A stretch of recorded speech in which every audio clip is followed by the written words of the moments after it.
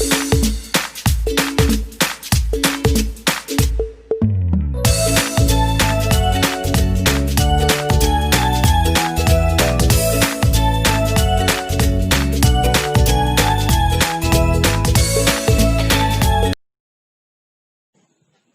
Friends, स्वागत है आपका अपने चैनल गुरुकुल भिंड में। दोस्तों, बाल विकास की ये 20वीं क्लास है जिसमें हम आपको ट्रांसफर ऑफ लर्निंग बताएंगे, अधिगम का स्थानांतरण।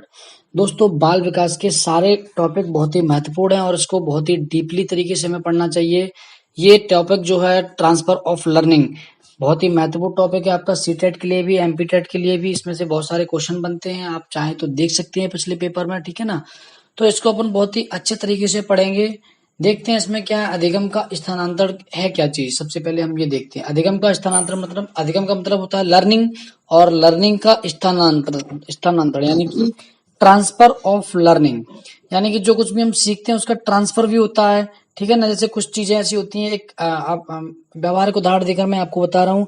कुछ चीजें ऐसी होती है जैसे आपने कुछ चीजें सीखनी जो आपको अगली चीजें सीखने में बहुत ही हेल्प करती हैं, लेकिन कुछ चीजें ऐसी होती हैं वो उल्टा काम कर देती हैं। जो हम सीखे हुए हैं उसके चक्कर में हम दूसरी चीजों को भी सही से नहीं सीख पाते, वो मतलब बाधा डालती है हमारे सीखने में। तो ये अधिगम का स्थानांतरण कहीं पर नकारात्मक स्थानांतरण है, कहीं पर सकारात्मक स्थानांतरण है, कहीं पर शून्य स्थानांतरण। जैसे आप खाना बनाना जानते हो, ठीक है, खाना बनाना जानते हो और आप पढ़ाई कर रहे हो, तो उससे खाना बनाने का कोई संबंध नहीं है। आप पढ़ाई में वो खाना बनाना ना तो आपको सहायता करेगा और ना ही आपकी बाधा डालेगा। तो इसका मतलब हुआ यहाँ पे कि ये शून्य स्थानांतरण हो रहा है। ऐसे ही हम आगे देखते हैं कि क्या है, जब पूर्व में सीखे हुए ज्ञान का प्रभाव वर्तमान में हो रहे अधिगम पर पड़े। जब पूर्व में सीखे हुए ज्ञान का प्रभाव वर्तमान में हो रहे अधिगम पर पड़े, ठीक है ना। जैसे आपने पहले कोई ज्ञान सीखा है, वो जो मैं आपको बता रहा हूँ, पूर्व में जो कोई ज्ञान सीखा है आपने, और उसका प्रभाव जैसे आप वर्तमान में कोई अधिगम सीख रहे हैं, कोई लर्निंग कर रहे हैं, उस पर कोई प्रभाव पड़े, कुछ ना कुछ प्रभाव पड़े, तो उसको क्या बोलते हैं, अधिगम स्थानांतर, ठीक है। परिभाषाएं कुछ दी हैं दोस्तों। परिभाषाएं याद करने का सबसे मेन चीज मैं आपको सरलतम चीज बता दूं। जैसे परिभाषाएं आप करते हैं, ऑब्जेक्टिव आप क्वेश्चन लगाइए और परिभाषाएं उसमें कहीं ना कहीं आपको मिल जाती हैं, और उस परिभाषा का क्वेश्चन आप यदि गलत भी कर देते हैं या सही भी कर देते हैं, ठीक है। यदि आपने गलत कर दिया तो आप उसको देख के सही कर लेंगे। फिर क्या होगा, जब आप एक आध बार और पढ़ेंगे उसको दोबारा, तो वो आपको समझ में आ जाएगा और आपको रट जाएगा, ठीक है। तो आपको याद करने की जरूरत नहीं है, और मुझे लगता है कि आप ऐसे याद करोगे तो कहीं ना कहीं आप भूल जाते हैं, क्योंकि बहुत सारी परिभाषाएं हैं बाल विकास के अंदर, बहुत सारे मनोवैज्ञानिक हैं, अपनी अपनी परिभाषाएं हर क्षेत्र में उन्होंने दी है। ऐसे हम रटेंगे तो कभी नहीं रट पाएंगे हम। एकमात्र उपाय मैंने स्वयं प्रयोग करके ये देखा है, एकमात्र उपाय यही है कि आप किसी भी चीज की परिभाषा जो है आप ऑब्जेक्टिव क्वेश्चन के द्वारा उसको बड़ी आसानी से गेट कर सकते हैं। तो चलिए देखते हैं, क्रो एवं क्रू ने क्या कहा है, सीखने के एक क्षेत्र से सीखने के दूसरे क्षेत्र में स्थानांतरित होने वाले ज्ञान को अधिगम का स्थानांतरण कहते हैं। दोस्तों, परिभाषा कुछ नहीं है, बस परिभाषाओं का मतलब है कि इन्होंने किसी भी चीज को अपने अपने मत के अनुसार बताया है, बस अपनी भाषा में बताया है, वो उनकी परिभाषा बन गई है। तो क्रो एंड क्रू ने क्या कहा है कि सीखने का जो एक क्षेत्र से दूसरे क्षेत्र में जो स्थानांतर होने वाला ज्ञान होता है उसको अधिगम का स्थानांतरण कहते हैं, यानी कि एक प्रकार से स्थानांतरण ही हो रहा है। और सोरेनसन के अनुसार क्या है, स्थानांतरण एक परिस्थिति में अर्जित ज्ञान, प्रशिक्षण और आदतों का दूसरी परिस्थिति में स्थानांतरण किए जाने का उल्लेख करता है, ठीक है। सोरेनसन जो थे उन्होंने क्या था, स्थानांतरण जो है वो एक परिस्थिति में जो आपने ज्ञान अर्जित किया है, ठीक है, और उसका क्या है, उसकी जो आदतें आपको पढ़ चुकी हैं वो दूसरी परिस्थिति में स्थानांतरित होता है, तो उसका उल्लेख करता है। कॉलसरिक ने ऐसे बताया, शिक्षा के स्थानांतरण से आशा एक परिस्थिति में प्राप्त ज्ञान, आदता, निपुणता, अयोग्यता का दूसरी परिस्थिति में प्रयोग करना है, ठीक है। तो मतलब चीज एक ही, उन्होंने अपनी अपनी भाषा में बोला है तो उसको अपनी अपनी परिभाषा बता देंगे। अब स्थानांतरण के प्रकार हम देखते हैं दोस्तों। स्थानांतरण के प्रकार क्या होते हैं, देखिए स्थानांतरण के प्रकार मतलब 3 प्रकार के होते हैं। पॉजिटिव ट्रांसफर, दूसरा होता है नकारात्मक स्थानांतरण यानी कि नेगेटिव ट्रांसफर, और तीसरा है शून्य स्थानांतरण यानी कि जीरो ट्रांसफर। इनको एक एक करके हम अभी आगे पढ़ने वाले हैं। सकारात्मक स्थानांतरण क्या होता है, नकारात्मक स्थानांतरण क्या होता है, शून्य स्थानांतरण क्या होता है। दोस्तों, ये टॉपिक बहुत ही महत्वपूर्ण है, बहुत सारे क्वेश्चन इससे बनते हैं। जैसे पूछ लिया जाता है उदाहरण के तौर पर, एक बच्चा यदि साइकिल चलाना जानता है और वह मोटरसाइकिल सीख रहा है, तो इस प्रकार के अधिगम के कौन से स्थानांतरण का प्रयोग हुआ है, तो उसमें आप बोल देंगे पॉजिटिव ट्रांसफर, क्योंकि साइकिल चलाना जो आपकी आदत है और वो मोटरसाइकिल सीखने में सहायक सिद्ध होती है, ठीक है ना। तो वहां पे क्या होता है, पॉजिटिव ट्रांसफर। तो चलिए हम देखते हैं सकारात्मक स्थानांतरण क्या है, ठीक है ना। सकारात्मक स्थानांतरण का मतलब जब एक विषय का क्षेत्र, जब एक विषय या एक क्षेत्र का ज्ञान किसी दूसरे नए विषय या क्षेत्र के ज्ञान को सीखने में सहायक होता है तो उसे अधिगम का धनात्मक स्थानांतरण कहते हैं। धनात्मक स्थानांतरण या सकारात्मक स्थानांतरण या पॉजिटिव ट्रांसफर एक ही चीज है दोस्तों। क्या होता है कि आपने कोई पूर्व में कोई ज्ञान सीखा है, आपको कोई आदत है या आपके पास कोई स्किल है, ठीक है, तो उसका उपयोग यदि आप कोई दूसरा अभी वर्तमान में कोई काम सीख रहे हैं तो उस वो आपको सहायता कर रहा है। जैसे आपने कभी साइकिल चलाना सीखा था बचपन में, ठीक है, अब उसके बाद आप मोटरसाइकिल चलाना सीख रहे हैं, तो क्या होता है कि वो चीज आपको कहीं ना कहीं हेल्प करेगी, करेगी कि नहीं करेगी। ऐसे ही कोई हम दूसरा एग्जाम्पल देखते हैं। जैसे आपने कोई एक जैसे कोई टेनिस खेलने वाला कोई खिलाड़ी है, ठीक है, और वो बैडमिंटन को खेलता है, तो टेनिस और बैडमिंटन एक जैसे खेला जाता है तो वो भी उसमें हेल्प करेगा, ठीक है। और ऐसे होता है, मतलब जो पूर्व ज्ञान है आपका उसका सकारात्मक स्थानांतरण होता है, जो हेल्प करता है, सहायता करता है, उसको सकारात्मक स्थानांतरण बोलते हैं।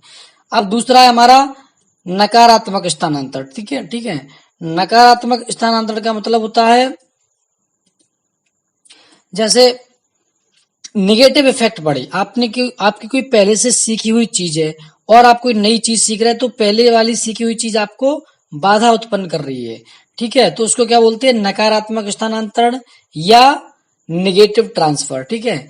जैसे कोई बालक अंग्रेजी टाइपिंग करता है, ठीक है, अंग्रेजी टाइपिंग करना सीख ली उसने, अब वो हिंदी टाइपिंग कर रहा है तो अंग्रेजी टाइपिंग उसको मतलब बीच बीच में कहीं डिस्टर्ब करेगी, क्योंकि उसको आदत पड़ चुकी है, उसकी फिंगर जो होती हैं कीबोर्ड पर उसकी फिंगर इंग्लिश टाइप के हिसाब से एडजस्ट हो चुकी हैं। अब वो हिंदी टाइपिंग सीख रहा है तो उसको कहीं ना कहीं बाधा उत्पन्न करेगी। तो ये कैसा ट्रांसफर हो गया दोस्तों, नेगेटिव ट्रांसफर हो गया। जैसे अंग्रेजी भाषा आपने सीखी, अंग्रेजी भाषा सीखने के बाद आप संस्कृत भाषा सीख रहे हैं तो उसमें भी कहीं ना कहीं आपको कठिनाई उत्पन्न होती है। क्यों कठिनाई उत्पन्न होती है, क्योंकि उसका ग्रामर अलग है, इसका ग्रामर अलग है, ठीक है। तो जहां पर नेगेटिव यानी कि आपको कठिनाई उत्पन्न हो रही है, किसी भी कैसा भी उदाहरण आ जाए, आपको सिर्फ ये देखना है यदि पहले वाला ज्ञान नए वाले ज्ञान में सहायता उत्पन्न कर रहा है तो वो पॉजिटिव ट्रांसफर है, और पहले वाला ज्ञान नए वाले ज्ञान में सहायता न करके बाधा उत्पन्न कर रहा है तो क्या है, नेगेटिव ट्रांसफर है, ठीक है। अब हम देखते हैं शून्य स्थानांतरण यानी कि जीरो ट्रांसफर क्या, what is the zero transfer. तो जब एक विषय में सीखा हुआ ज्ञान दूसरे विषय में ना तो बाधा उत्पन्न करता है और ना ही सहायक होता है तो ऐसी स्थिति को शून्य स्थानांतरण कहते हैं। इसके कई सारे उदाहरण आप देख सकते हैं दोस्तों।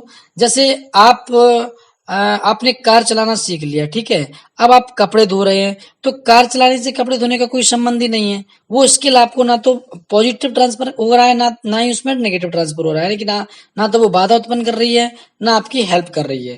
जैसे टाइपिंग करने का ज्ञान और साइकिल चलाने में ना तो सहायक होगा और ना ही बाधा उत्पन्न करेगा।